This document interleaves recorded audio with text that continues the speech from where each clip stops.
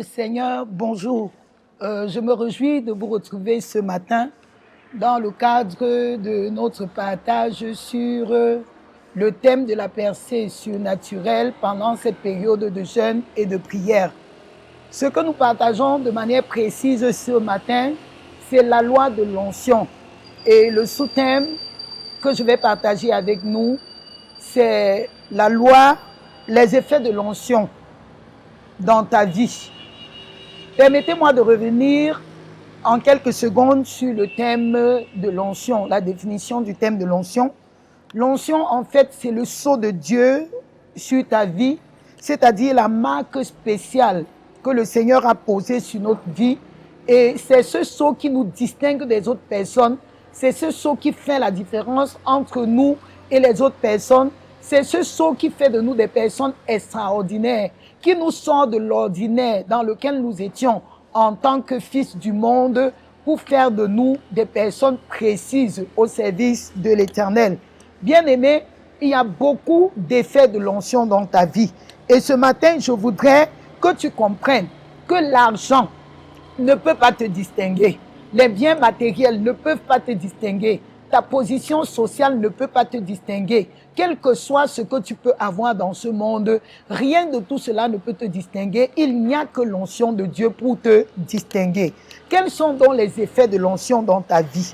Les effets de l'onction dans ta vie, la première chose, c'est que l'onction te fait réussir là où tout le monde a échoué.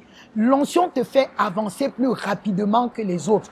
L'onction également t'ouvre les portes partout où elle se ferme pour les autres. Je veux nous inviter à regarder un peu l'exemple de Joseph dans la Bible, surtout dans le livre de Genèse. La parole de Dieu nous dit que Joseph était distingué de Dieu. Il était distingué depuis la maison de son père. Quand il arrive chez Potiphar, ce que nous avons d'extraordinaire dans son histoire, c'est qu'il réussit dans tout ce qu'il entreprend dans la maison de Potiphar, au point où Potiphar va l'élever au-dessus de tous les esclaves de sa maison en faisant de lui intendant. L'onction qui est sur la vie de Joseph ne permettra que les portes s'ouvrent pour lui là où elles étaient fermées pour les autres, parce que cela n'a même pas permis qu'il demeure en prison en tant que prisonnier. L'onction a ouvert devant Joseph les portes qui lui étaient fermées. Je veux t'inviter à désirer l'onction. Bien-aimé, désire l'onction. Sors de la vie naturelle dans laquelle tu es. Sors de la vie ordinaire dans laquelle tu es. Soupire après l'onction. Quand tu auras l'onction, les choses ne seront plus jamais les mêmes. L'onction va bouleverser le cours de choses dans ta vie. L'onction va bouleverser, changer toutes choses en ce qui concerne ta famille, en ce qui concerne ta vie professionnelle, en ce qui concerne tes affaires. L'onction va tout changer. Mais il y a des principes qui sont liés à la réception et la garde de l'onction. Quand nous l'avons reçue, il est question de la garder.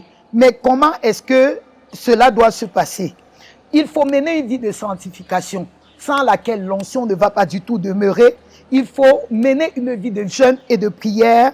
Il faut aussi mener une vie de louange et d'adoration. L'onction n'est pas gratuite, je veux bien le rappeler. Il y a un prix à payer, mais ce n'est pas parce qu'il y a un prix à payer que nous devons nous en éloigner. Il est plutôt question de nous en approprier, parce qu'avec l'onction, nous sommes au-dessus de tout ce que l'homme ordinaire peut connaître. Nous sommes au-dessus de tout ce que notre être naturel peut nous donner. Avec l'onction, nous avons bien plus que ce que le monde peut nous offrir.